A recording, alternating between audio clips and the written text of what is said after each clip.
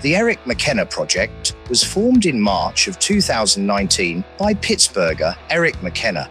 The project is free-form and unscripted, with discussions that are unvarnished and purely authentic. Additionally, each engagement is professionally filmed and recorded at Eric's Boogie Street studio, located in Moon Township, Pennsylvania. Guests are by invitation only and come from all walks of life. Discussion topics include business and entrepreneurship, science, art, music and film, comedy, and other entertainment disciplines. Eric's biography includes Pittsburgh Realty agent, radio broadcaster, speaker, and guitarist. Additionally, Eric is the founder of Boogie Street Guitars, a guitar design and marketing firm which has worked with most notably Dimebag Darrell and Kiss legend Paul Stanley. Since 2023, the Eric McKenna Project podcast is exclusively presented by the Cozza Law Group, Pittsburgh's premier business attorneys. All right, man. Good to see you. Thanks for doing this. Yeah. I appreciate the invite. Oh yeah, this one was bound to happen. Yeah. As we were discussing earlier. Yeah. So your family, you folks own the Hangar. You bought the Hangar in 2015 here in Moon. Is that right? Yes. This September 15th will be 10 years. That seemed possible. It's a fast 10 years. It's been a real fast 10 years. Lots happened in that time. Oh yeah, we'll get there. I could just remember my daughter just got her license. Now she's an adult. Does that make her an adult? She's gone. She's out living life. Doing her thing. But yeah, it's been a wild ride. It's a good ride. Your background is in finance though. Before that, right? Yes. That all started with her. Started in the car business. My dad's still in the car business at Moon Township Ford. And, right. I did that. I found out early in life I didn't want to be a car salesman. The hours were too long. Being that young, we went out a lot. We remember the 90s. I'm sure we'll talk about that, the difference between of course bars and clubs in the 90s to where they are today. The whole industry is different. Most definitely. Most recently changed 5 years ago, and the late night aspect of bars have changed more than anything. Yeah. But yeah, I was there, and then I got into college. I was a sports guy. I've always been a sports guy. You're guitar guy. You love your music. I'm a sports guy too. You love your music. I was sports all the way. My parents used to pull this picture out. We lived on Neville Island. I might have been 7 or 8 years old, sitting on the stoop of the step reading the sports page of the USA Today when we used to get the USA Today delivered. I remember that rag. So I went to in '99. I actually got to work for the Steelers. Oh yeah. And at training camp, I helped Mike O'Brien. He's the athletic director at Fox Chapel now. Oh, get on. Carried his dream on further. But we were there Cordell years and Cower. And we had, who else? I'm trying to think who was our big rookie that year. I don't even remember who it was Edwards. Is it Troy Edwards, a receiver? Okay. Yeah. I thought it was a D-back. Wasn't he a D-back? No, I think it was Edwards. I don't remember. Okay. But yeah, I worked there during the season. I got to go in the press box. I was on the field. I traveled to Baltimore that year. I just had a golf outing with Mike Pursuta. Yeah. He was on my team, Robert Morris golf outing. I played with the golf coach and the hockey coach, Derek Schooley and Steve. We had Mike with us, and I was reminiscing with Mike. We went out in Baltimore one night, the Fells Point. Mm-hmm. And we had a good time. He didn't remember me from '99. I was a young kid back then, but we had a good time at golf and in Baltimore. But that season ended. It was a 6-10 year. I can remember that. Our last game of the year was against Jacksonville, and Jerome Bettis scored the first touchdown of the game. And I was on the sideline. It was snowing. You look this game up. It was snowing. The field was covered. I was the first one to smack him on the helmet coming off the field. So that's a memory I always have. But at the end of the year, I wanted to be a scout. That was my whole thing. I always wanted to be a scout. And I had got married earlier that year in 99, and she was pregnant, and Hannah was born in October, and they passed on me. They wouldn't give me the job. It was a 3-year internship for 12, 15, and 18 grand a year. We couldn't survive with a baby. She wasn't going to work for the first year. So intern money. So I had to go out and find a real job. That's when I went out and just bought a book and started studying insurance to take an insurance test. And I met a lady at the testing center, worked for Morgan Stanley. Said, I'll give you a job right now. And took me in. They paid me like 30 grand to sit there for 3 months and study for a Series 7. And I said, all right, go take your test. If you pass, you have a job. If you fail, you're fired. Right. So I'm like, great. So I went, I passed the test, worked Morgan Stanley for a while. You know, things happen in life and, separated, and I needed steady money instead of commission-based. Right. And it's a tough business. Yes, it was very financial tough. Sales tough. It was very, very tough. So I got hired as a branch manager for Citizens. Okay. And that was a salary. So I did that for years, and eventually got back into, left Citizens for a bunch of money. Nat City, come over to us, and Nat City folded. That's typical of the banking business, too. And they folded. Yeah, and that's typical of the banking business. They're no longer there. There's a Huntington where National City used to be in Moon now. So at this point, I was a little more steady in life, and Mellon came calling when I was looking for a job, and I had to go take the Series 7 again. So I was like, all right, I passed it once, so I studied a little bit, a lot less time, and I passed the test again. And I worked for Mellon for a few years, and as you know, there was one in Swickley, right by the Citizens right there. They folded and shut down, corporate life. So now I didn't know what to do, and I had a young daughter. We're talking the mid-2000s now in life, and I had a friend who said, why don't you come bartend downtown? I was like, I've never done that. I'm like 35 years old. I went to Crowbar and Sports Rock. Remember those? Those sure do. Old Tom Jason bars. Sure do. There's a lot of those out there back sure then. Do. And that was the hottest bar of the time, Crowbar. And I went in there. I met Tom Jason. Says, you know how to make a White Russian? I said, no. He goes, how about a screwdriver? I was like, no. My drinking experience has been Captain and Cokes and shots, whatever. So I get the job, and within 3 months, I was working the top register and getting side jobs of making shots for the shot girls they had in clubs, coming in early, making all these shots. So you took to it. Tubes. I just was good at it, and most jobs I've done, I'm pretty decent at. Sports, my whole life, I was never excellent at anything, but I could do any sport. Mm-hmm. I could play. I could ski. The first time I got on skis, I went down a hill and never fell. But I'm not great at it. But I could do things. So I did this for a year and a half. I'm like, I got to get a job. So I went to University of Phoenix, hired me. Worked there for 3 years. A recruiter? Yeah, for Phoenix. Just taking, like a student advisor. People call when to go to class, just sign them up. You help them get their loans. While I was there for 3.5 years, I got a master's degree in management and a master's degree in psychology for free. So you took advantage of that. So I was working all day, had my daughter, and then at night I would go online, sit on the computer, and I did online master's degrees. So wow. They help in the business I'm in now. The psychology part of it more than the management. I can imagine. So we were there one day in December 2012. They walked in, had a meeting, said we had about 10 minutes to gather what we could. They're shutting our branch down. They shut down all the branches in Pittsburgh, Washington, Monroeville, and in Robinson. I see a trend here.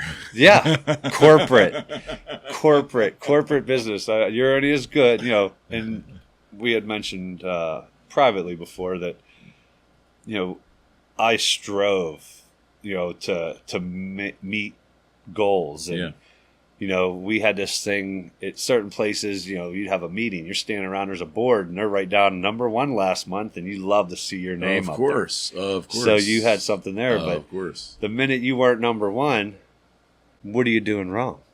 Are you going, you know, step it up? Yeah. I'm like, I've stepped it up for 2 years. I had one bad month. You know, that was the end of the world. You know, that's corporate life. And then we got done from there, and then I just worked literally a couple odd jobs I could find. And the last job I had, my dad had come up to me, sat down with me and my sister and my mom. We all sat down, and he's like, they're selling the hangar. What do you think? My mind right away was like, yeah, let's go. Like, you know what? And then I'm thinking, okay, wait, I don't know anything about, you know, running a bar. You know, I don't know. I've never owned my own business. I've never had to do the payroll. I've never had to do any of this. So we sat down and looked at options and things like that. And my dad's been basically running a business for years, and we take a lot of what he does there, philosophy-wise, into here. Granted, it's separate kind of business, but a lot of it's the same. And we had a guy, broker in the deal. He wanted a business plan, 5-year business plan. And I was like, I'll do it. I do this stuff all the time from school, which was kind of fresh because I just finished master's degrees in management and everything. And I broke it down. You know, we took over a business that they gave us numbers. You know, it's showing $350,000, $400,000 in revenue, and for the year on the taxes. I'm like, okay, breaking this down in Europe in these days, and I'm like, $3,000 a day, we're going to break $1 million in revenue. That's what we should strive for. So I broke, okay, this is where we're at. We're starting. You know, by year 3, or year 5, you know, I worked it up to get to the $1 million. We broke that after the 3rd year. That's amazing. Like, it was better than expected. Right. But, you know, and that's where it leads me now. And it's been a good ride, you know. Like, okay, let me ask you this. So I've had a career all over the place. No. Well, I don't you think everything you go through lands you for the next thing? Yeah. You know, so it all doesn't usually make sense when it's happening, but it makes sense when you look back on it. Yeah. All right, so you get this bar, you really you get a little taste of bartending, right? Right. I saw what it was like in a sense. I'm like, I can do this part of it. I can do day-to-day operations, and I know about here. I was a decent cook myself because, you know, getting separated and divorced and taught me to have to take care of another human being I had to cook for. I had to do. Mom's not going to do my laundry forever. You know, you have to become an adult. Quickly. So I could cook, you know, things like that. But I've learned, you know, I've never done line cooking, which can be outrageous. We have, even today, you know, there's times that I still get overwhelmed. You got 25 tickets lined up. And people yelling, "Where's my food? Where's my food?" You know, you know, when I'm on the line and they want to see the manager, I'm like, "Do they want me to cook their food, or do they want me to come out and see them? What do they want?" So it can be nerve wracking, but I'm pretty chill, so I keep my cool pretty much. Where I think it's required in the bar business. A lot of people don't. You know, some of those. I've had people just like, "I can't do this," and just right in the middle of it, run outside. Like, you're going to go smoke a cigarette right now? Like, get back in here. Their nerves just go. I mean, if you've never line cooked, I'll tell you what, I give those guys credit. For sure. But I'd say 80% of their day is not doing much. But then when it gets busy for that 20%, they earn their money. Yes. They earn their money. And they go crazy. So you walk in, you know, you acquire the bar and you walk in for the first time. Nerves, jitters. Like, okay, now what do I do? Now, was there a period of time where you were closed before you reopened? No, we bought that from a family, the Doties, who I went to school with Marcia. Right. I know Jeff. They own a trucking company also. But we were close. I knew the family.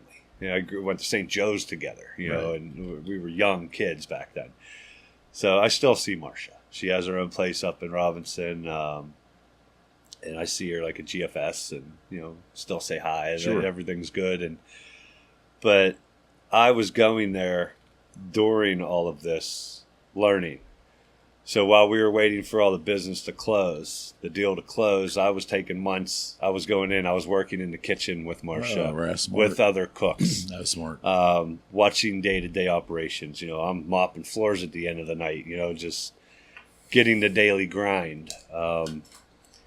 And when we first got in there, people left, you know,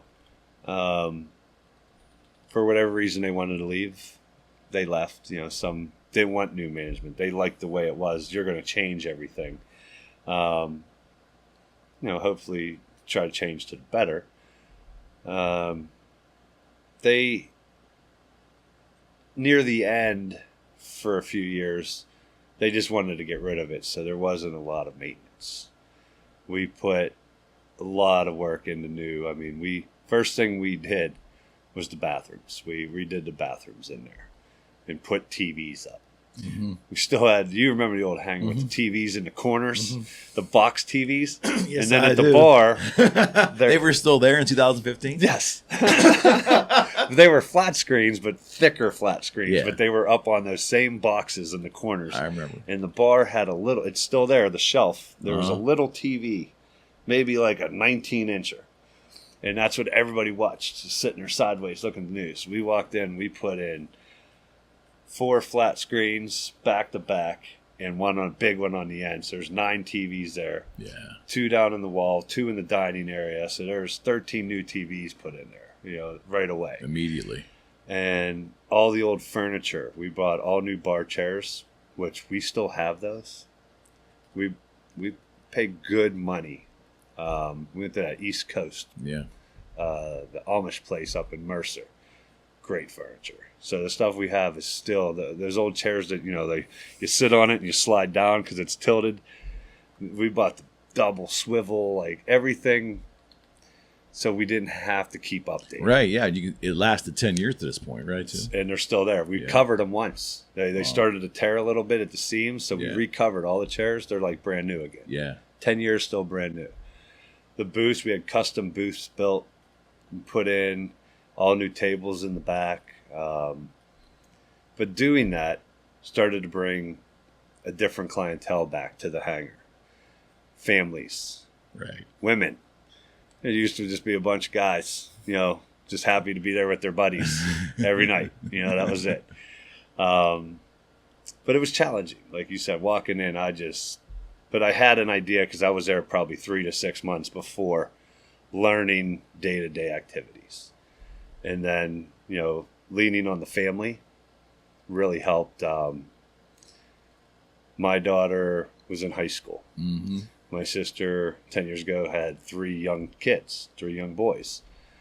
She does paperwork, the bills. You know, my mom helps. So, you know, they do that. And she does the payroll. She does all the taxes. And she's back end. And then I guess I'm friendly. I like to think I am. Be the face, you know, out there greeting people. Hey, thanks for coming in, you know, and how was your meal? And just doing the, you know, we like have the meet and greet. Meet and greet.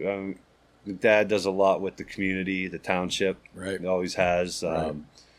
He's a big part of running the air shows that we bring in here. So, I mean, we have a decent name in the community, like to keep it like that. And, you know, you've been to how many bars in your life they're like, that guy's such a, you know, and you don't like them, but you go to the bar. You know, we want people to feel like they belong there. They're family also, like an extended. Mm-hmm. That's what, because that was the first question my dad asked me. What's your identity? What's the identity of this bar? Do you want to be a sports bar? Do you want to be a family bar? Do you want to be a restaurant? I'm like, we got like 7 neighborhoods surrounding us. The Hangar's in the middle of nowhere. But over the years, there's a lot of housing there. 100%. When they built that, growing. It was built in '88, November of '88. We had a 30th. I think I was there for the grand opening of that bar.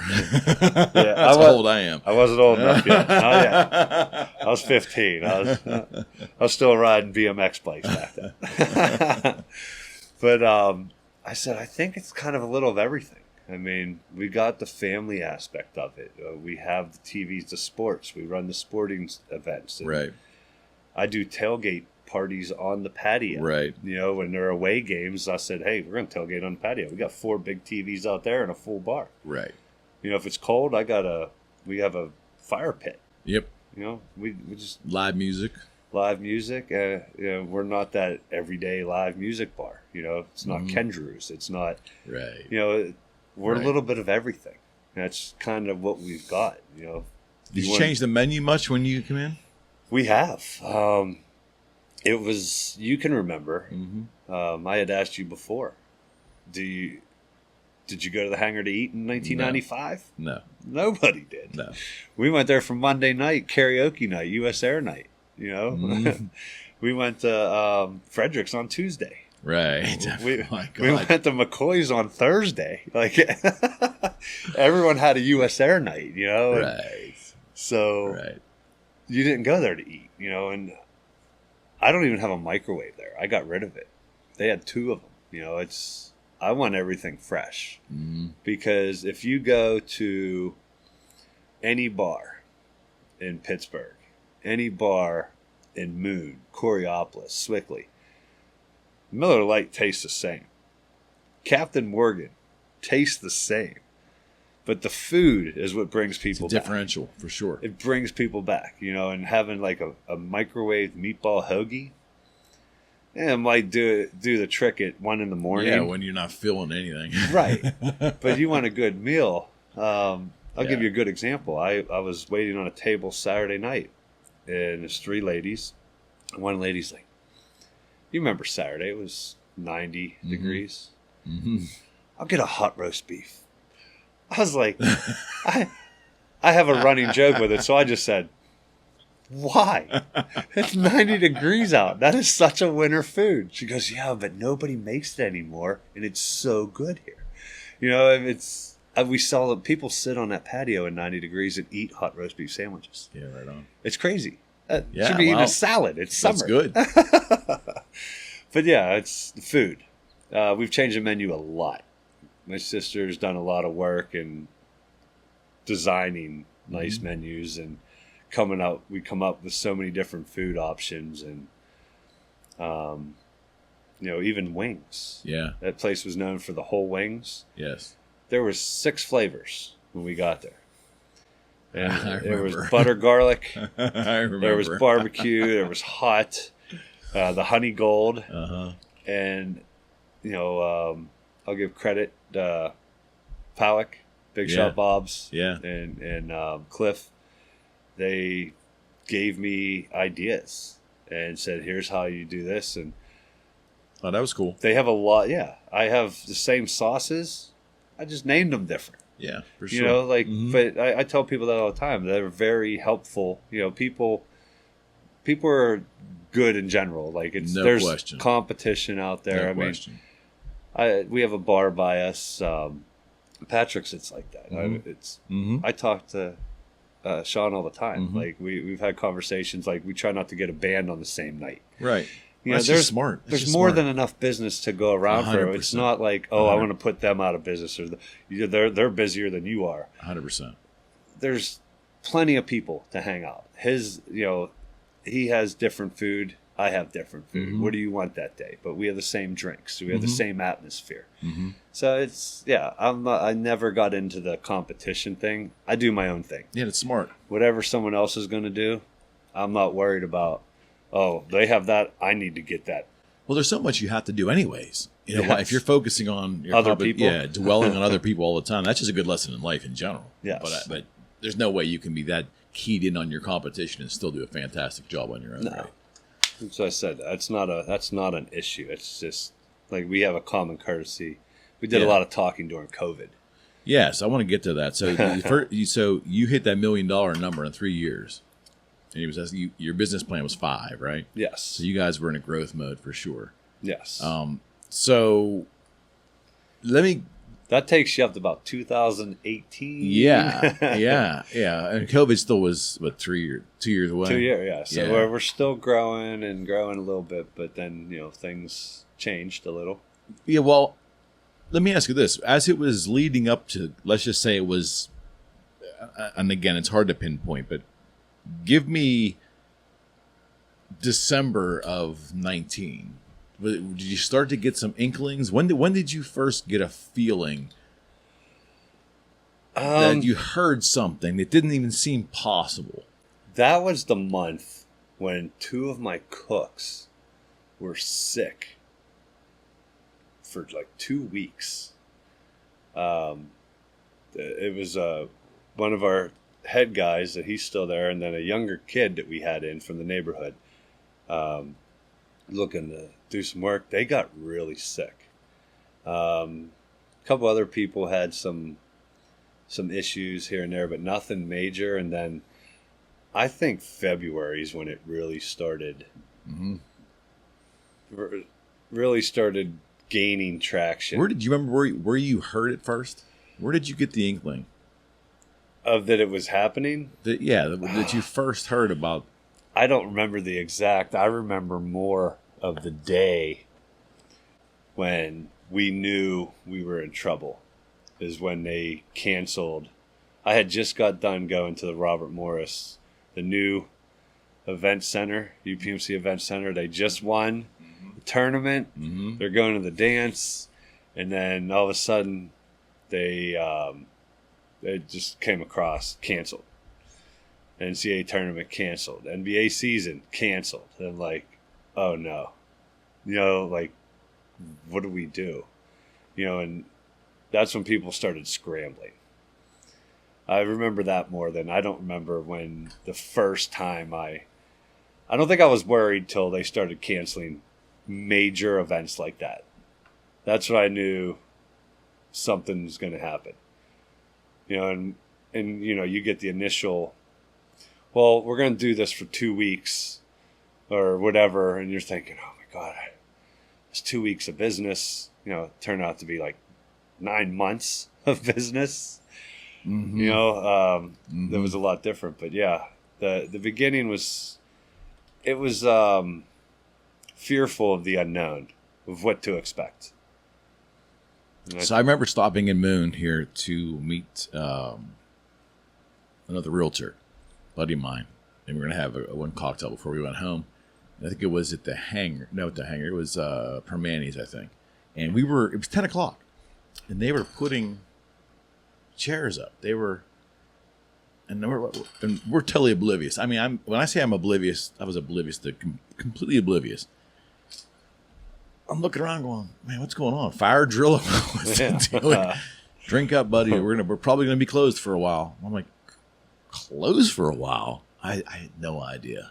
And then I said, I probably should drive down to Costco the next day and get some groceries. Then I just was like, it was like a movie. Scrambling for food. People were scrambling,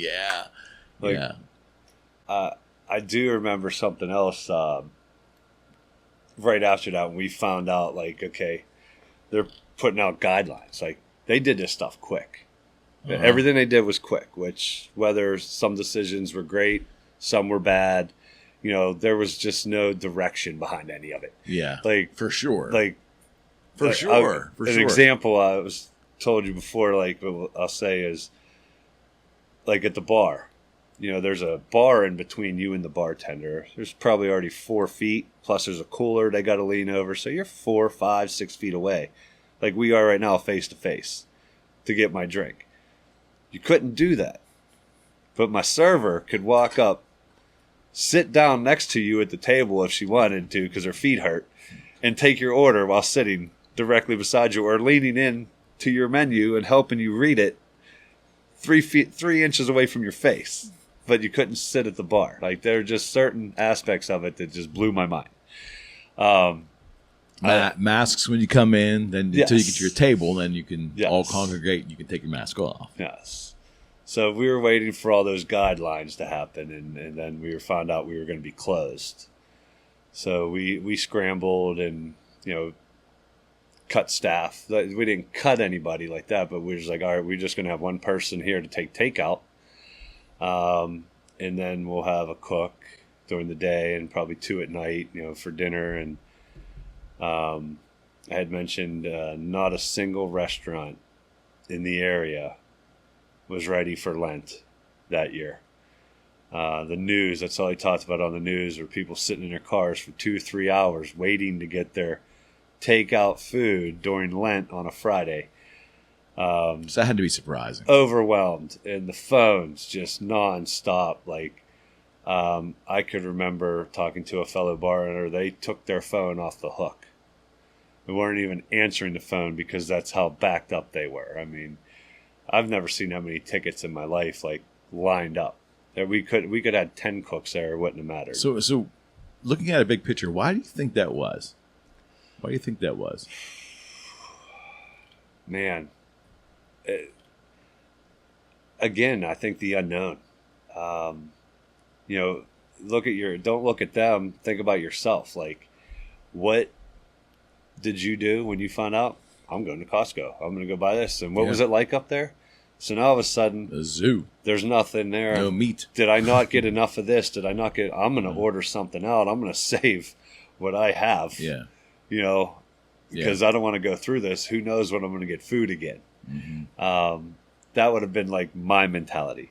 Because my mentality was, I don't have a lot at my house anyways. I work pretty good amount of hours. Over 10 years, I remember when we first started, I was probably working 70, 80 hours. We had like one cook. It was me and a buddy. We cooked everything by ourselves. So I was there open to close 7 days a week. That's 84 hours, that we're open. So I was working a lot of hours. Now, things 10 years, you're pretty there. I can take time. I can go golfing. I can sit here and do this with you. Mm-hmm. I feel comfortable with the people I have. But I was prepared because I don't have anything in my house and I didn't get to go shopping like everybody else. I was going to live at the bar. I was going to get an air mattress. I'm like, I have food down there. It's going to go to waste if we're closed, because we didn't know yet that we were going to be allowed to do takeout. Right. I'm like, I'll just live at the bar. I'll be able to protect everything down there. It's Right. just, Right. I could see. We've seen the movies. People get scared. They're going to start breaking. You go dystopian real quick. Where's the liquor? Where's the food? Let's, I'm going to go down there and I'm going to watch everything. So that was my plan. That was my COVID plan, was to live at the bar. I was going to take my PS5 down there and play video games and eat and drink all the beer all day. But we didn't have to do that. We didn't have to do that. And then COVID turned out. It wasn't great for everybody, but as a business, it was very, very, very good for us. As we just touched on, you didn't go to the Hangar to eat in 1995, but now it's a lot different. Like we said, we built that menu, the food, and people ate there and like, oh, this is good. This is good food. This isn't what I remember. It's not just cheese sticks and chicken wings anymore. We have full menu, meals, entrees, everything, signatures, specialties, things that we've come up with. And, there's a lot of stuff we applied for, like the businesses apply for this, apply for that. Here's help. We didn't get any of it. You had to lose so much revenue. Right. And we lost single digits in revenue for the year. The food, because our food doubled that year. We lost the liquor revenue for the year. Right. I mean, they gave us the bit. We still have people come down and get 6-packs. We were selling those growlers, 64 ounces of draft. We had special hanger ones made. I still have a few of them. Yeah. You put one up in your thing. Yeah, if you man. want. Yeah. But we survived. We thrived. Food-wise, we thrived. And now it carries over till now because so many people was ordering out and trying they didn't just eat ours. Everybody benefited a lot from food. A lot of places closed. Don't get me wrong. Mm-hmm. I mean, maybe we managed it right. I don't know. But everybody was great, to support those businesses and keep a lot of us going. Yeah. Do you think there was increased panic and that might have caused people just the comfort of eating familiar food? Do you think that was part of it too? Boredom? Yeah. Do you ever eat out of boredom? Sadly, yes. You sit at home, and what else? You're not allowed. See what's in the refrigerator. we started doing delivery. Here's a great story. Cimarron, up in Moon. Yeah, it's like the one street plan that every house looks the exact same. And they're huge houses, and they're just close together. Right. I drove up there to do a delivery.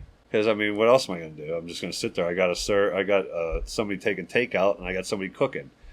And I sat there all day, so, keeping lights off. So we're sitting in the dark, a couple lights on. You don't want to spend all your electricity, when you're not making any money.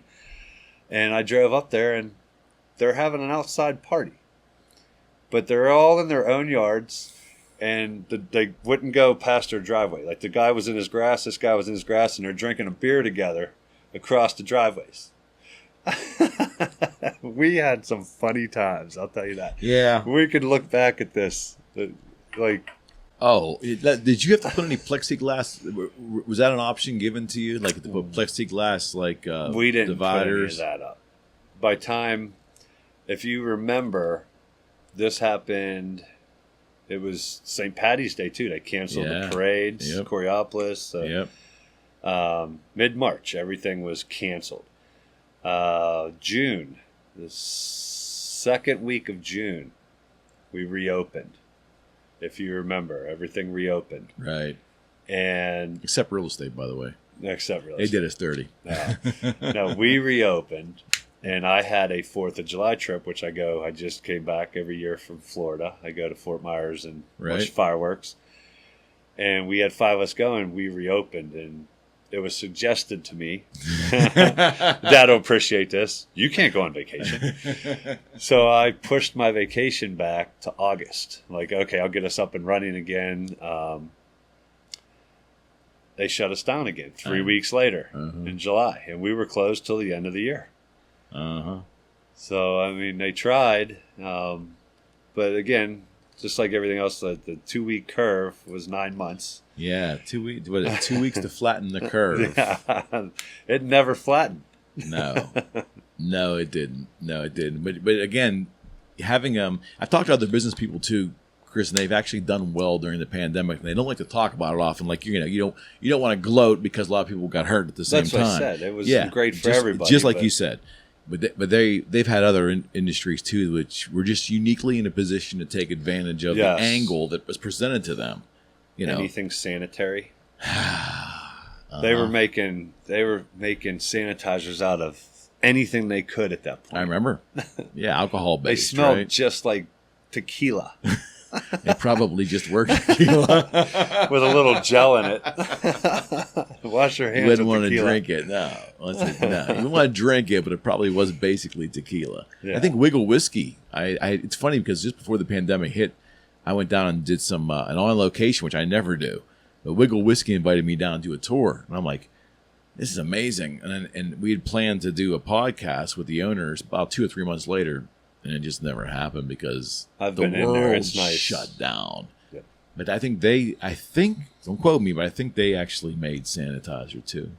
And they were donating a bunch of sanitizer. Probably from their alcohol. Yeah. Well, the unknown was that how long was it? I mean, it just can't sit there, right? Yeah. Mid-process? Or maybe it can. I don't know. Well, I don't know. Here's a little weird thing.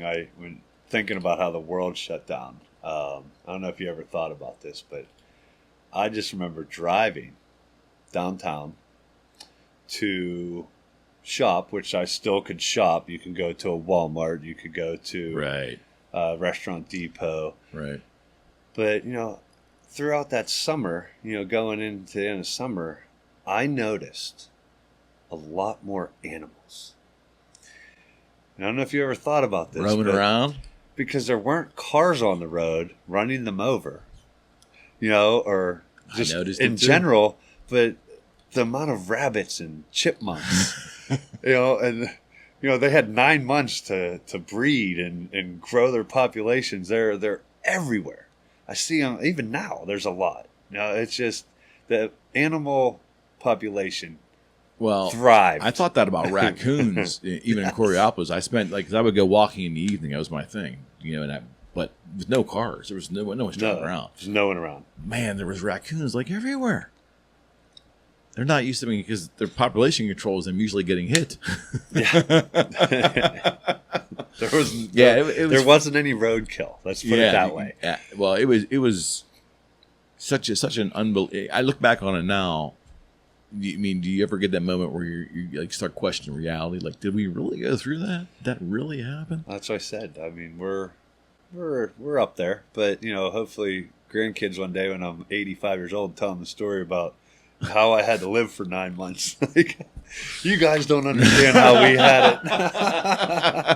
Well, hopefully it doesn't happen again. But history's going to look back on it oddly, I think, at the more time that goes by. Yeah, I don't. I like my joking around, but I just think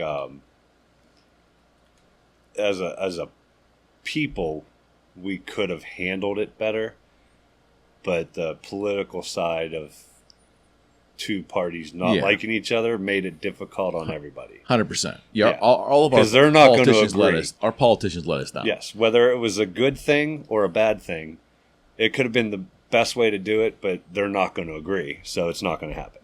So that's just the name of that game. And I think that you're right. And I think it exposed just how much of that there is in Washington. It's been worse since then. Yes, so. I couldn't agree with you more. Let me ask you about social media. Like, how do you guys find it a huge help to you in marketing the Hangar? Do you embrace it? My sister does that. She's really good with the like designing like poster. She has a printer, does those things. We put up little flyers in the bar for like burger nights and bands, and we've integrated our jukebox to 3 TVs that she can just go on her phone or on a computer, type it in. We can log into that, and it advertises all day at work, like upcoming bands. Smart. That's smart. Tells our specials. So she does a lot of that. Between her and me, I think we could do more. But she does a good job. Business owners I speak to, that's a common theme. They say the same thing because it's something you basically, if you do it right, if we all did it right, you would wake up every day, whether you do your breakfast right, that's the first thing you would do. Mm-hmm. Set up to put up whatever marketing you went out there for the day. Yeah. Is that always hard to do?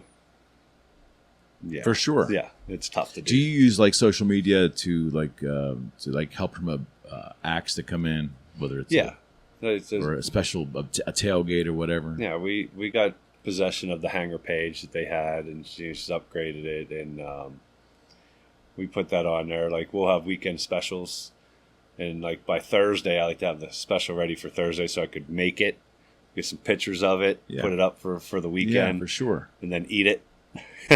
Yeah, you make it, you got to eat it. That's always the good part of the specials, and also the mistakes. The mistakes that are made, they don't get thrown in the garbage.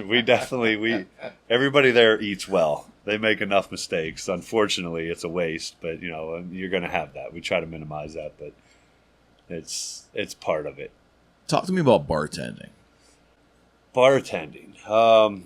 Because you came out of cold turkey at your first run back in the mid 2000s. Yeah, right? When I worked at the club downtown, which was a lot.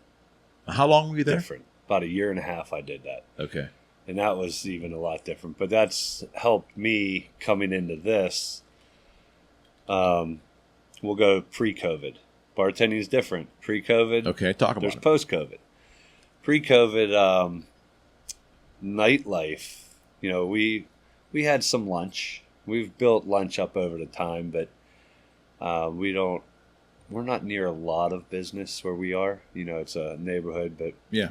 we get some lunch. We get the Ubers, the DoorDash. That's always Grubhub, and we have our own online ordering system. If you go on our website, you can just order it right there, pay for it, and all you got to do is drive down, and it'll be waiting, pick it up. Instead of Save that money. Yeah. Do it yourself. Get out of the house. Yeah. Throw some pajamas on or something. And they take the Just go drive. get it. Come get it. Go get it. You'd be surprised how many people will pay on Uber and DoorDash. That's a phenomenon. We'll pay more. I mean, Of course. I was like, the other day, I was like, they ordered French fries and a Red Bull. I'm like, they probably just paid $20 for some French fries and a Red Bull because they didn't want to leave the house. Maybe they're high. I don't know. Probably. Probably they were hungry. Now they got to wake back up. But pre-COVID, I mean, we had, I can remember Friday nights and Saturday nights, or, you know, it's just, you're packed. You know, it's 2 a.m. when I would bartend Saturday nights, and there were nights I did get home at 3:30, 4 o'clock in the morning. Time, you know, you can't clean while you're still serving up till almost 2 o'clock. Yeah.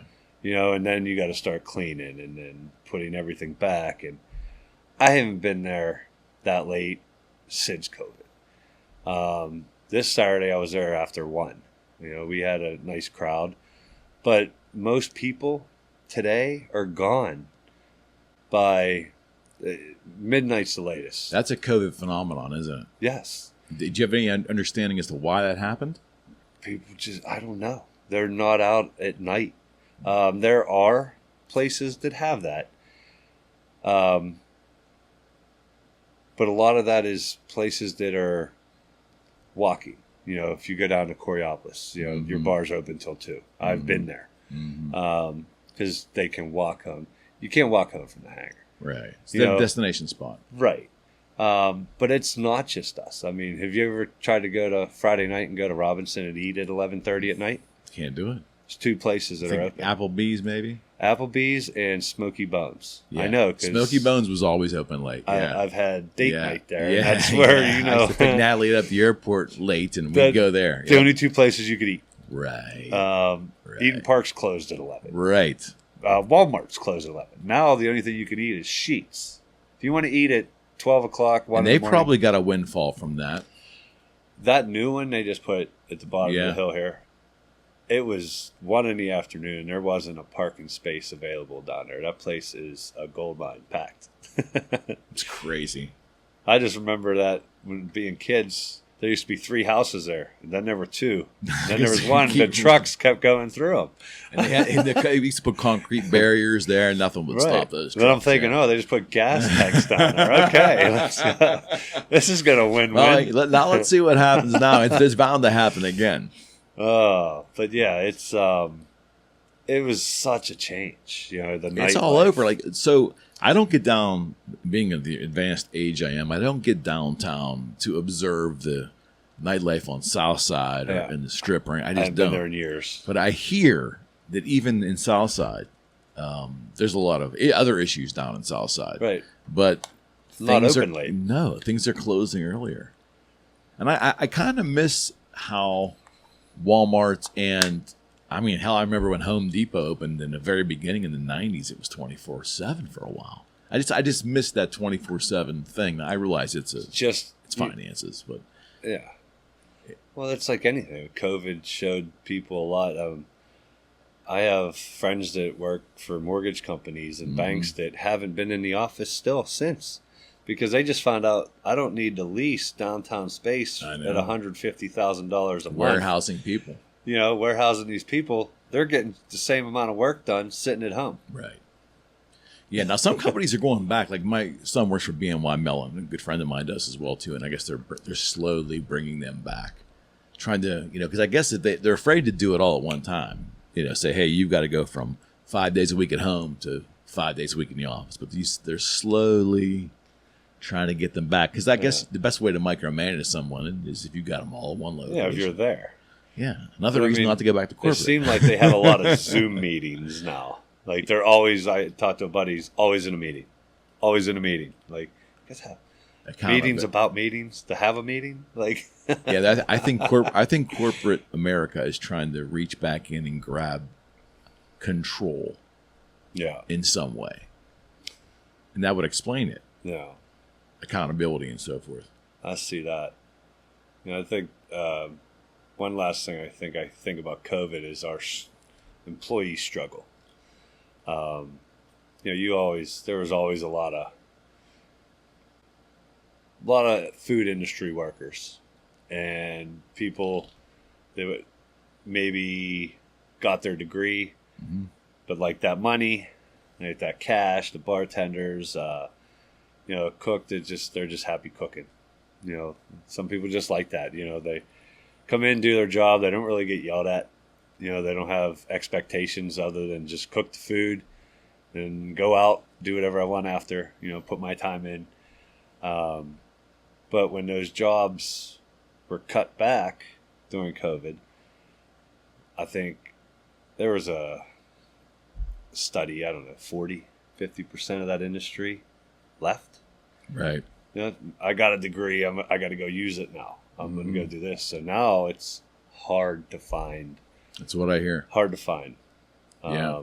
I know there's other industries that are hurting too, but I mean, food industry the employees have been a big struggle. I bet.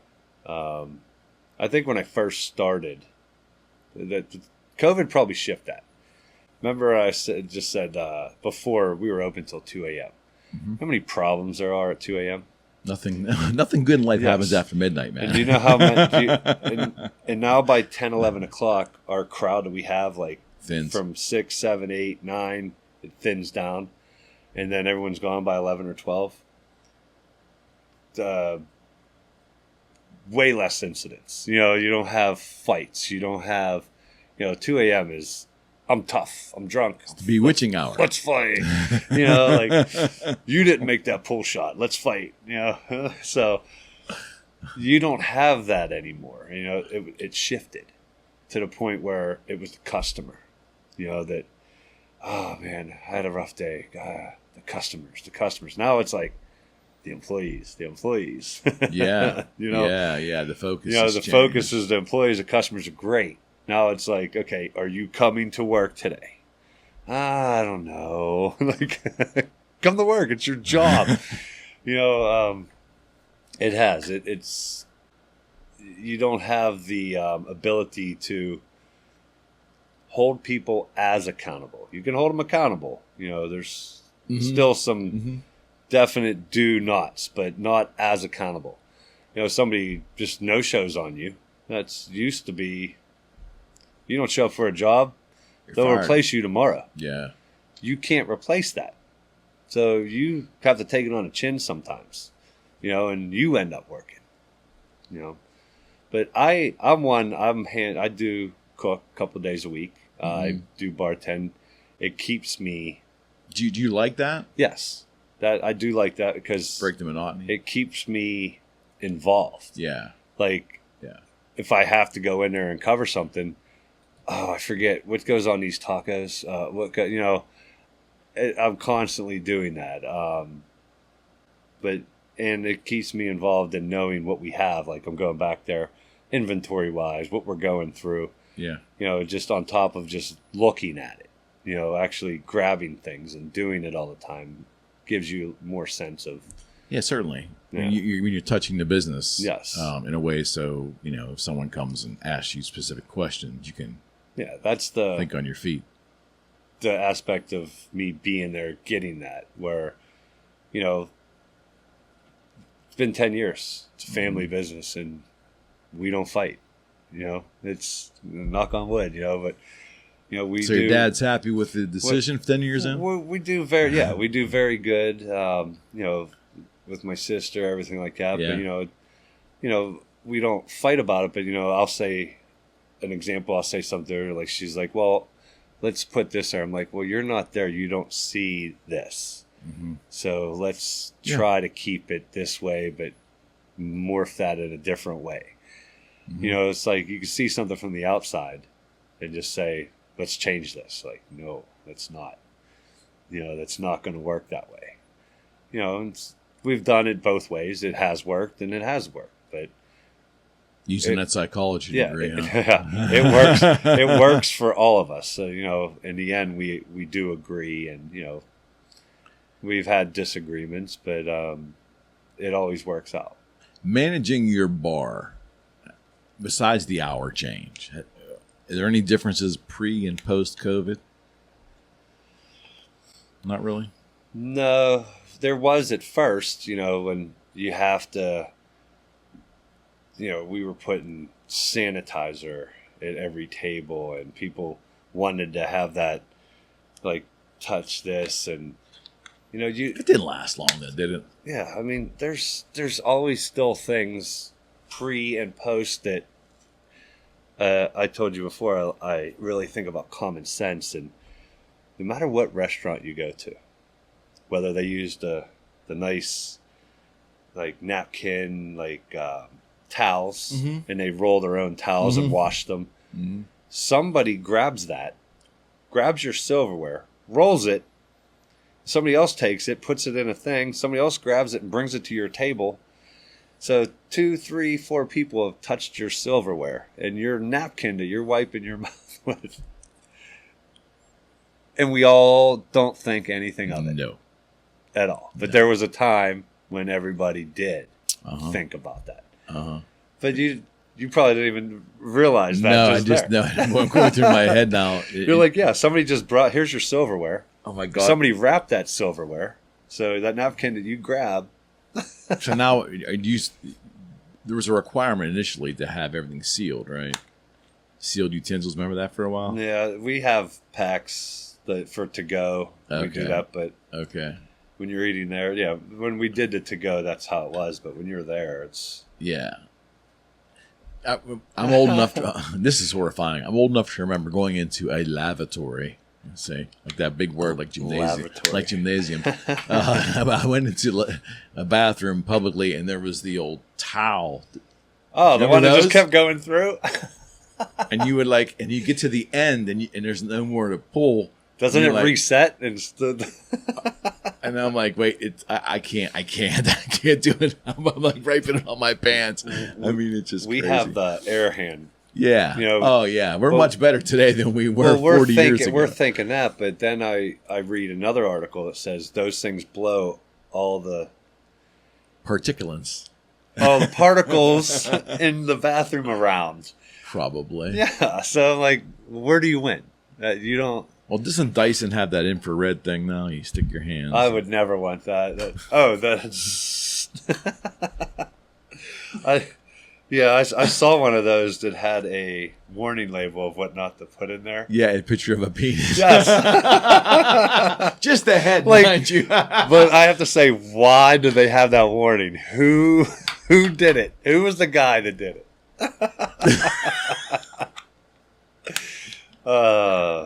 Well, we went off course there. No. There's no agenda here.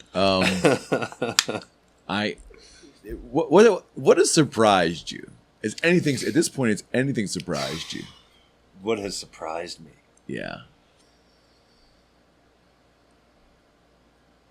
What's the oddest thing you've seen as a bartender? The oddest thing you've seen. I'll tell you what surprises me. Okay. This is probably not what you're looking for. That's all right. But, you know, there's an end goal.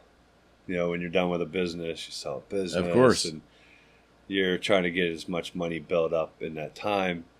What surprised me is how hard it is to make that profit. Between everybody that wants their cut, they want their tax, they want their payment. You know, music. You know, a jukebox. You have to pay 3 different companies a year. Oh, of course. You have to pay like ASCAP and they want like BMI. $500 a year so that you could play music on that jukebox. And if you have live music, because they play other people's songs, you got to pay for it, even if you didn't have a jukebox. Oh, back up, so I help understand this. So help me understand this. Let's say you get a cover band in there. Do you have to submit a playlist? No, that's part of when you pay that payment yearly that they're allowed to do that. Oh, interesting. I tried to do Interesting. And I've tried to. You know how many times I get calls? Do you have the fight? Do you have the fight? UFC? Do you know how much they want when you call Comcast? And they do it per seat. I'm like, I'd have to charge like 100 people $30 each to get my money back. Mm-hmm. And they're not. They police that pretty heavily? Like someone's calling asking for a fight. I've seen the bars in Philly. We've shared those. They get fined $250,000 if somebody comes in there and someone's illegally streaming it. Oh yeah, you can get in big trouble. So I just don't even show the fights. I put the prelims on ESPN. Yeah. I mean, usually it's all that. You want all that money for all the hype. 6 minutes. It never Tyson pans fights? Out. Yeah, it never pans $49.99 for 15 seconds. Yeah, it never pans out. It never pans out. But yeah, that's are people like that's bar the biggest surprise. Bar customers, and when I say bar customers, I mean those that sit at the bar for their entire duration there and just drink. You're regulars. You're regulars. They were there before us, and they'll be there after you. Well, we've lost some, unfortunately. There's been a time where gentlemen that come in we love them, we miss them. Yeah. Lived in Moon area that I went to his house because he wasn't answering anybody. We hadn't seen him in days, and he's alone. I went to his house, and I went to where he lives, and I had the people come with me, and they wouldn't open the door, and I found a window. I was like, I'm climbing in this window, see if he's in there. Mm-hmm. So, I mean, he wasn't. He was in the hospital. He was having surgery, and he never told anybody. Yeah. Had a hard time walking and had a lot of leg surgeries, but we care. That's part of the thing, like, should I have done that? I don't know, but this is a guy that comes every day that we haven't seen of course. For 4 or 5 days, and he's not in the best shape health wise. So I drove over to his place, found out where he lives, and climbed through a window to see if I was going to find this guy dead or not. You know, and unfortunately not, but eventually it happened. He had a stumble at the bar once in the winter. He was in the hospital for days. I went to visit. Customers are everything. We know that. We appreciate it. Appreciate everybody who comes out, all the time. Especially the regulars. They're the biggest pain in the asses. Of course. That you're going to have. They're the first ones to say, I'll never watch all those TVs. And they can you put the game on here? Can you put that on here? Golf over here? Yes. Move the golf down over here. I'm like, first ones to do it. But you know what? You appreciate them while you have them. The regulars always, they push back on any kind of change. Or anything. After 3 years and you up a bottle of beer 25 cents. It's the end of the world. I'm like, well, go drink up the street. It costs even more.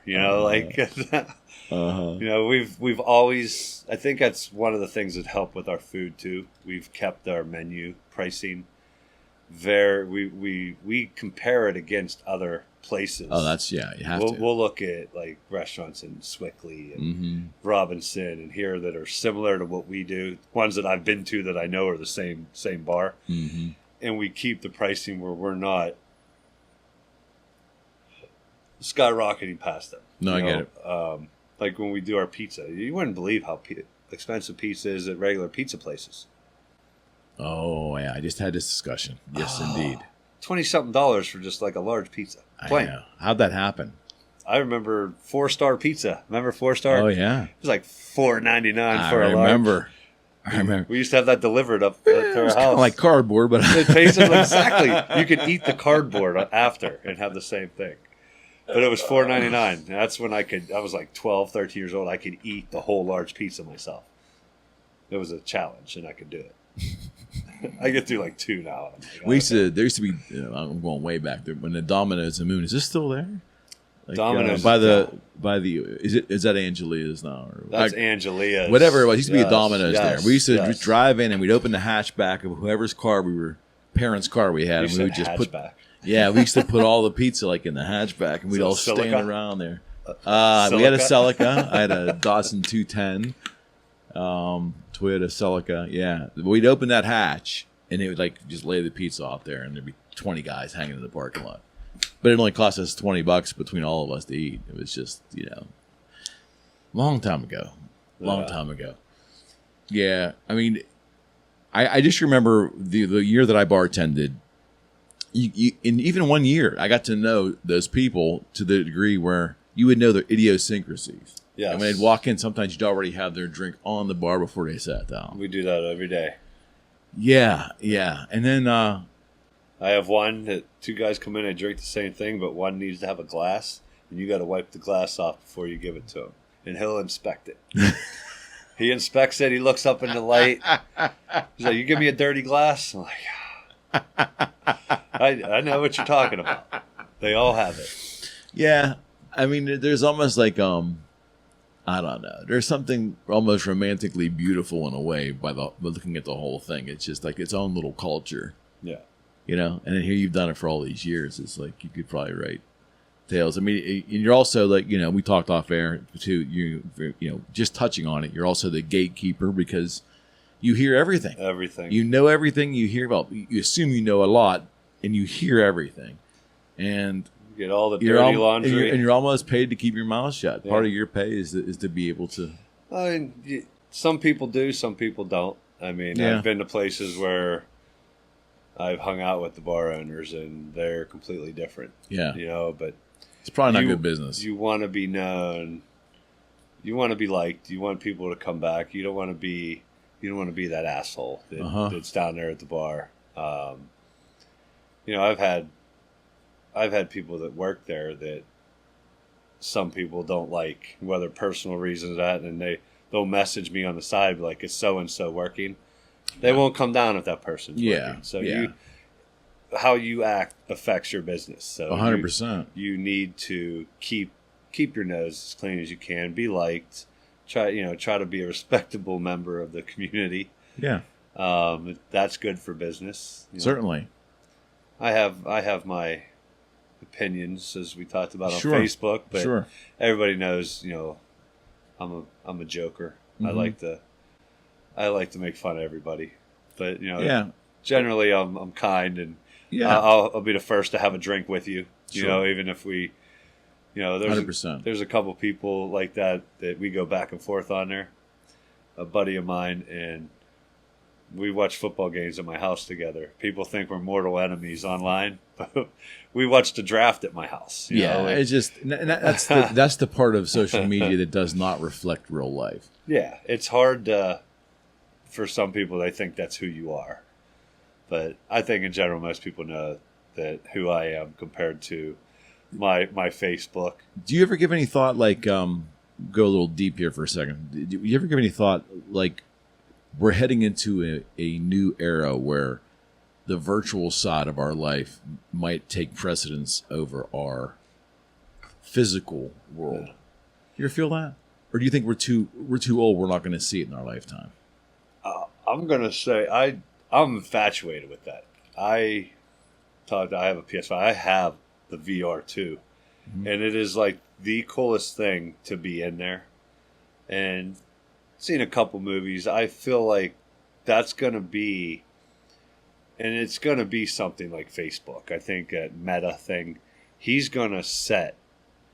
There's going to be a completely different world. That when you go home, instead of watching your TV, you're going to log in, put your thing on, and you're going to live in that world. It's like your alter life. And I don't think it's beyond our time at all. What's the experience like now? Is it lifelike, or is it getting there? When you're inside there, you feel like you're in there. I was playing a Walking Dead game, for example, And when you put this thing on, it starts you off like in a canoe, going through the flooded streets of New Orleans at night. And there's a bar. You can tell there's a bar up on a balcony there. It's like it became Venice. It's all in water. And you're going by and you see these people, and it looks like they're really there. And if you play it long enough, you're immersed in there. When that you take becomes it off, the norm. Yeah, I get it. I get it. And you're like, back to reality is like almost boring. Disappointing? Yes. When you see like... That's scary. Yes. That's scary. Because, everything that's going on that could be... Because it's things that you're not going to see in real life. You're not going to shoot a zombie. You're not going to, like, stab somebody with a thing. Right. So you're going to be able to live a completely different life of whatever you want, I think, in there. It's coming. It's going to happen. I'm thinking sooner than later. You got people like Elon that can do almost anything, has unlimited money. AI is insane too. I don't even know what... I can't watch videos anymore. I don't know what's real. Okay, so let me ask you this question. So, we make a joke about it because I feel the same way. I don't know. Like today I saw something that was so lifelike, and it only wasn't until like the last couple seconds where something tipped me off that it wasn't real. But the first 40, 50 seconds was ridiculous. Like, they're getting that close now. I'm watching. It's the same thing. It's got to be like a virtual National Enquirer. I think it's called Daily Mail. Oh, yeah. It's a TikTok on there, and all they keep showing are these explosions of these volcanoes and these people trying to run. I'm looking it up on the internet, and it never happened. And like they got everyone on there, like, oh my God, I'm praying for these people to get out of there. I'm like, this isn't real. Like, so where are we going? I mean, think about it. If we can't trust what we see anymore, I don't know. They can. This is where I'm going to come back to one briefly. Politics. Mm-hmm. I'm not going to be able to believe they're going to have a video of this president or that president or this candidate and that candidate saying something like in a speech that they never said. And just play it, and if somebody sees it, then they believe it. Okay, so what's stopping them from? Hear me out. Like just say 6 months from now, this video gets released. That Trump's standing at the podium and says something like, at 3:35 p.m. this afternoon, we were, because of an unmitigated encroachment by the Russian, we have launched blah blah blah blah blah blah. Yeah, I'm informing the whatever, the National Guard to instruct people in Los Angeles to seek cover in these 5 areas. And he says it with a straight freaking face. And it's just AI. It's AI. And they got the voices already. You can do a voice for anybody. So you're not going to be able to believe anything unless you actually see it live with your own eyes. Okay, so even okay, and take another 5 steps back and look at it even broader. What happens to the pillars of society at some point if we start not believing our physical reality anymore, like our laws and things like this? If we're living in this duplicity of virtual and actual, and we can't really disseminate between the two anymore, I mean, are we going to start thinking that laws are real or laws are still worth adhering to? I mean, does the society ultimately break down at some point? I think technology is what will be our demise. In our lifetime? I'm hoping not. But technology has moved very fast in our lifetime alone. I mean, we grew up with an Atari, and I'm talking about VR right now. Mm-hmm. That's just 40 years. Now, what's another 40 years? How fast we've already got on technology. I mean, all right. Well, go back 125 years. They lived the same way for thousands of years up till 100 years ago. The same way. There wasn't electricity way or a couple hundred years ago. Automobiles, thousands of years ago. Airplanes. They didn't have that. They lived by candles and feather pens for 10,000 years. And where are we at right now? So the creation of the transistor. everything seem to set off this computer. fast. Yes, and it's accelerating at such a continually, almost at an exponential. I just read a thing about a computer that can process faster than all 8 million people combined on the planet. Yeah. What is that? That's crazy. Quantum computing. That's crazy. Yeah. And it's just going every year it's just going to get exponentially faster. At some point in time, I just wonder if These were we lose control. Think about it. Could you imagine having this when you were a child? No. The trouble we would have gotten into. Yeah. I actually give this generation credit for growing up. I do as well. With this, because everything they've done gets magnified, and I've been guilty of it. I've bashed people online for like, why would you do that? I'm like, if they knew what we did, what my dad told me there was a tower they had to climb to sign their name on. Like, you'd get arrested today. For half the things that we did that we thought were normal. Right. You would go to jail. Well, because we were bored, we had nothing else to do. These kids have so many options available to them. But there are too many that they're bored. Social skills. The two men are bored. And then, it's like they give up. That's where everyone fights, because they're behind the screen and they can just say what they want without consequence. Yeah. If you said something, like I say something to you don't like right now, there could be a consequence for me. Mm-hmm. You're right here. Mm-hmm. If you're in California and I call you a name, what are you going to do about it? Yeah. I insult your family. What are you going to do about it? Like, you're going to keyboard me back? It's like the internet. The beauty of the internet is it gave everybody a voice. And the worst thing about the internet is it gave everybody a voice. And that's the most true statement ever. And I'm almost at the point where... But it gave us memes. And memes it did give us memes. And memes are life. Yes. You can't argue the comedy that came out of the interconnectivity. Yes. And if we had more of that, the couple at the Coldplay concert is whatever mistake you make in life is. Can you imagine if that's happened how many times in life right there? But that one moment, the world knows about it. The world, like billions of people, are making fun. And of I that. wonder about how both of those individuals like. How do people cope with that? I mean, if you're an unstable person as it is, you could cause yourself to take your own life. I mean, it's just, it really, if you there's always a consequence. I'm glad we didn't have these.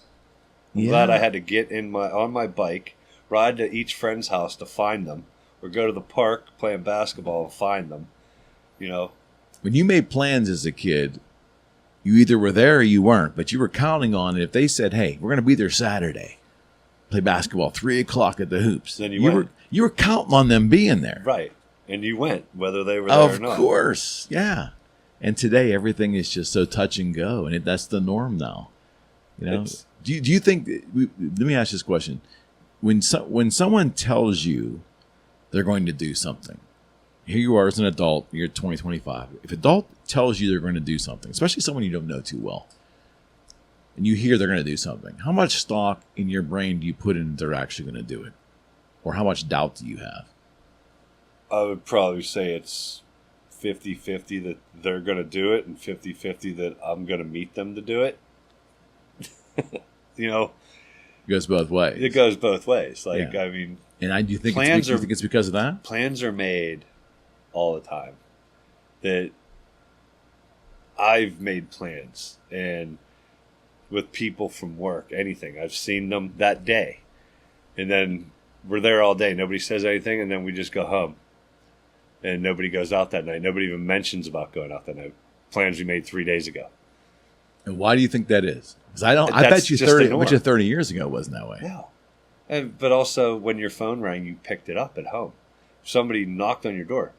Do you hide when someone knocks on your door now? Who comes to your house? What normal, even my best friends, I don't just walk to my best friend's house and drive over and knock on his door. It's taboo. It's like, it's taboo. What are you doing here? Weirdo? Like, that's how I would be. Like, why didn't you text me? Yeah. You know, Yeah. don't call me, text me, don't show up at my house. That's weird.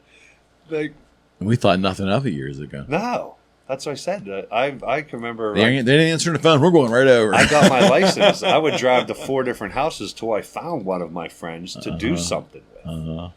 You know, but that's 16. That's 36 years ago. Now, what year did your daughter graduate high school? 2018. All right. What school? Moon. And my son graduated in 18 from Moon, too. I don't know if they know each other. I'm sure she does. Yeah, Austin McKenna. Yeah, you Definitely can ask sure. her. But so we have a good frame of reference here. Yeah, I'm going to tell her that. Yeah.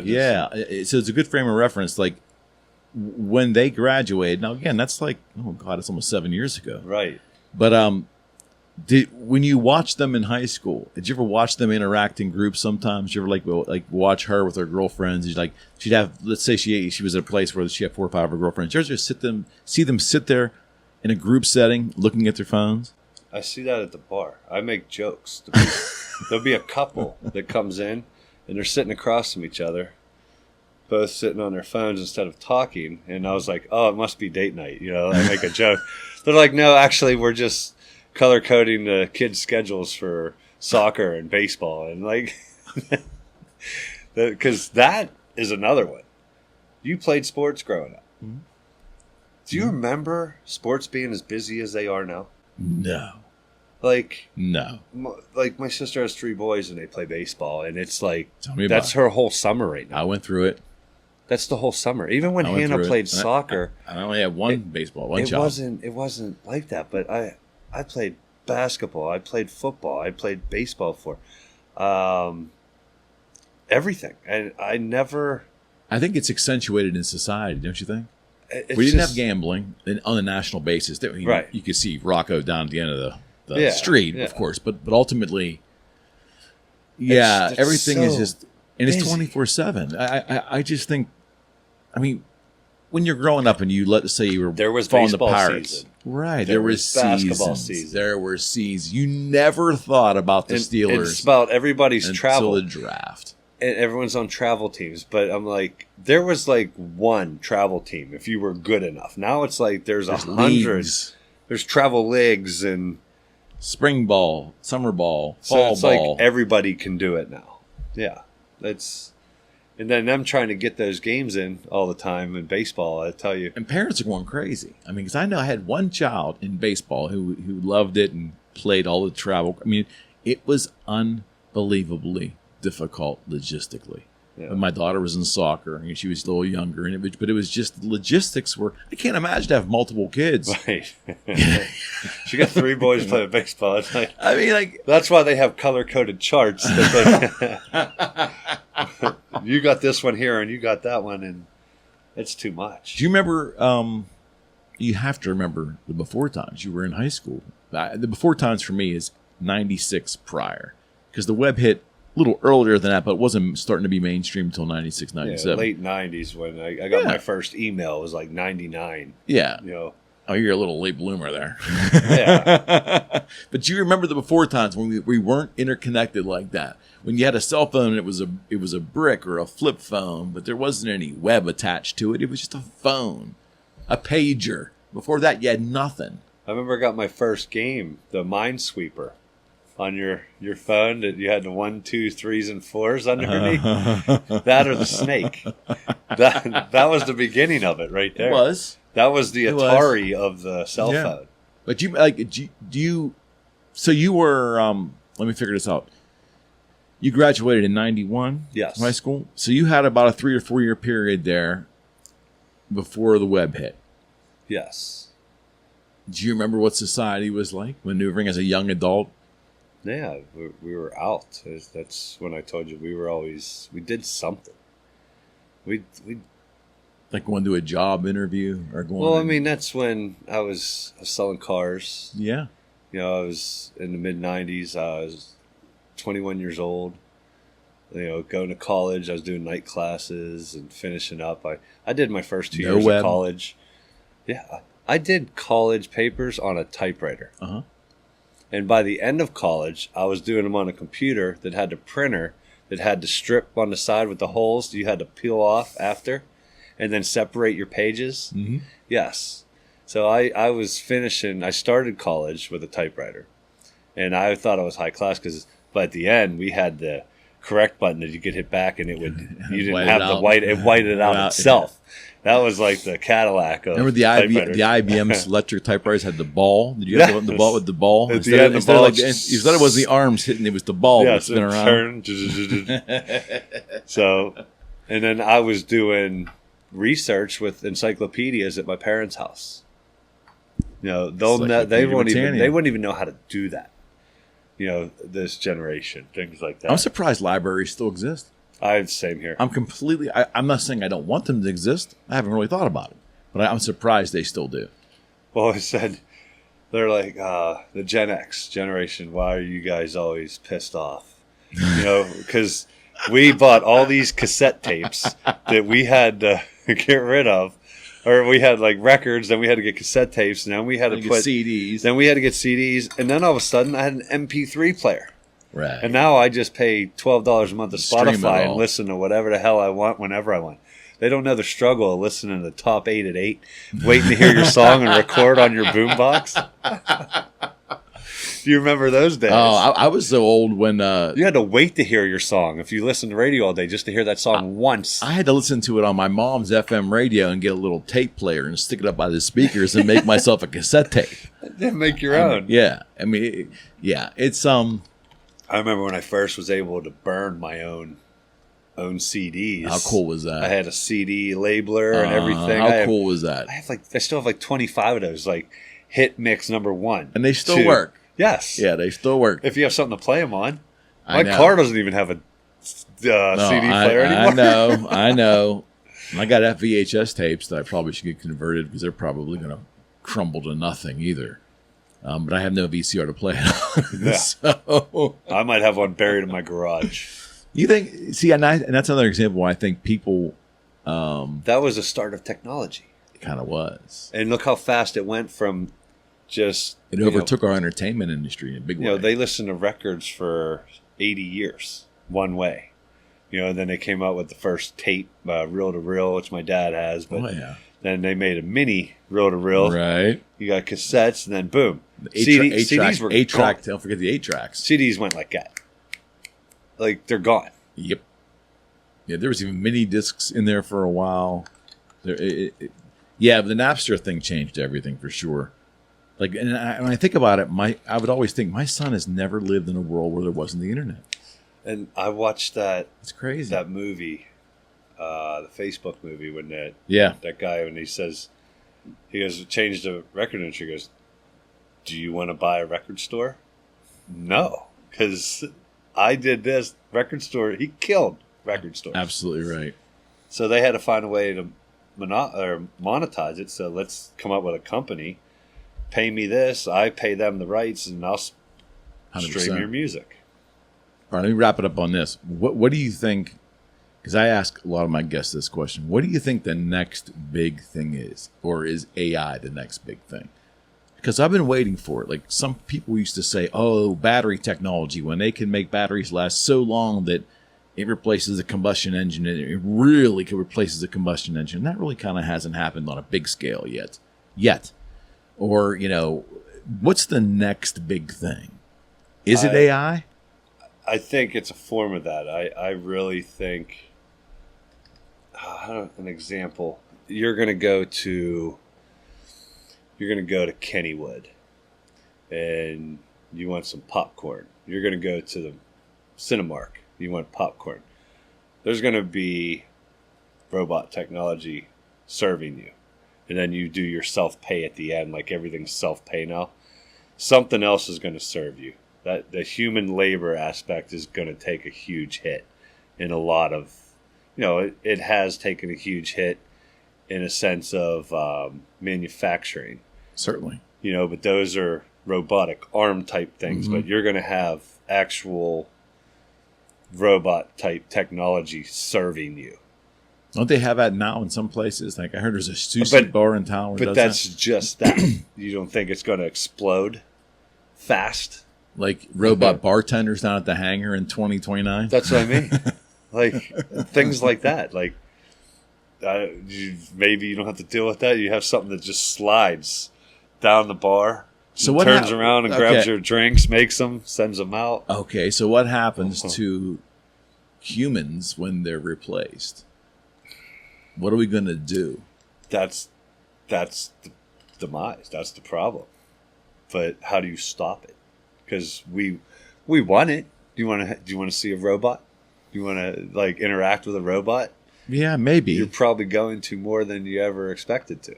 Yeah. You can drive to a down by Top Golf, go in there like a vending machine and buy a car.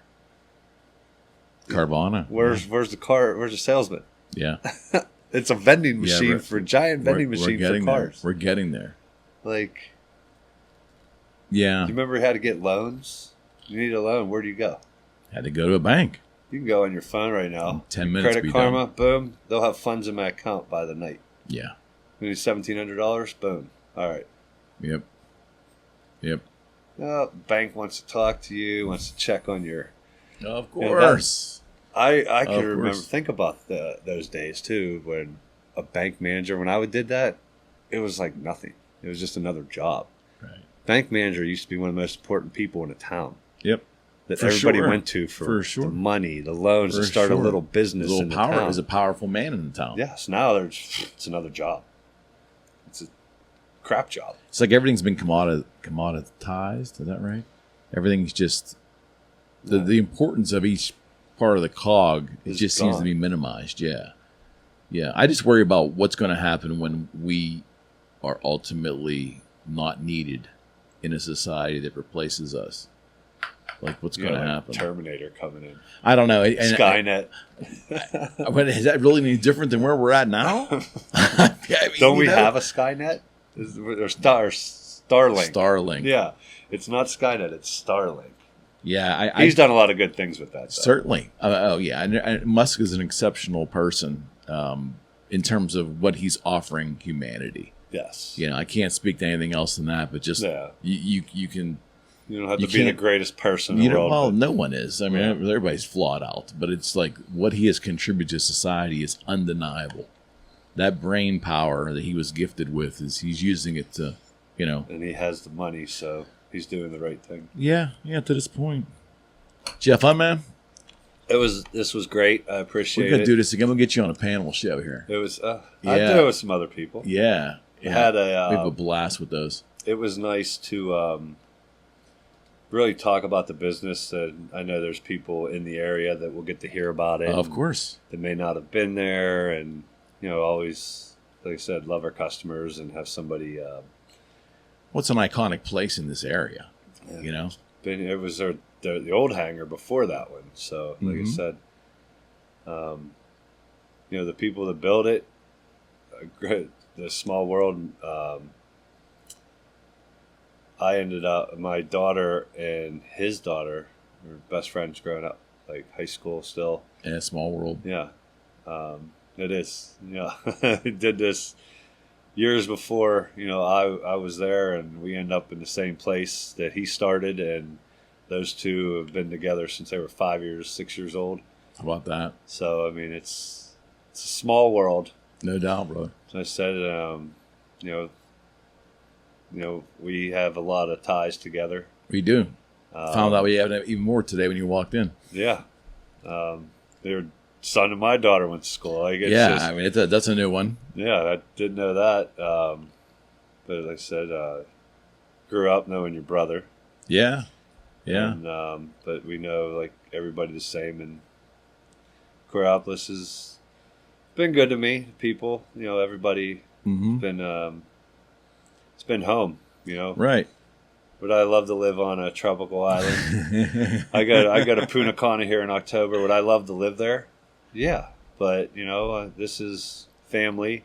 Everything I know in life. That's right. Here, so my wife flies for American, so she's gone. She's coming home from where was she? I lose track. Like she could be on Wednesday. As far as I know, my wife's at work, but she could be like China, right. South America the next day. But yeah, she comes home and I said, "How do you adjust?" And she goes, "Well, because they put them up at the beach. Right. American treats their international crews pretty well. You know, so I need to get a job in American International. Okay.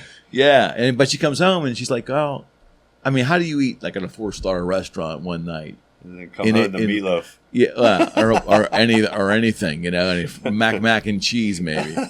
But she said it's just home is home. Yeah, it is. You know, home is home, no matter where you go. Although I could get used to somewhere else too. I'm getting older. I know.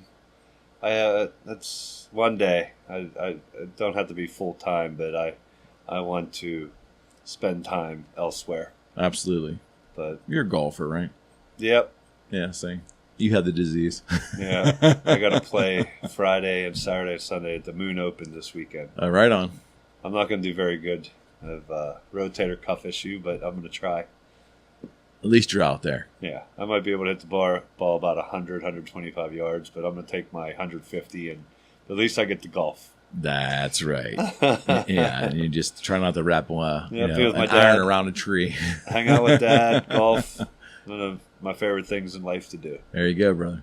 Yep. Thanks for doing this, man. Oh, no problem. We'll do it again. I loved it. All right. We're out. All right. Thank you. Since 2023, the Eric McKenna Project podcast is exclusively presented by the Cozza Law Group, Pittsburgh's premier business attorneys.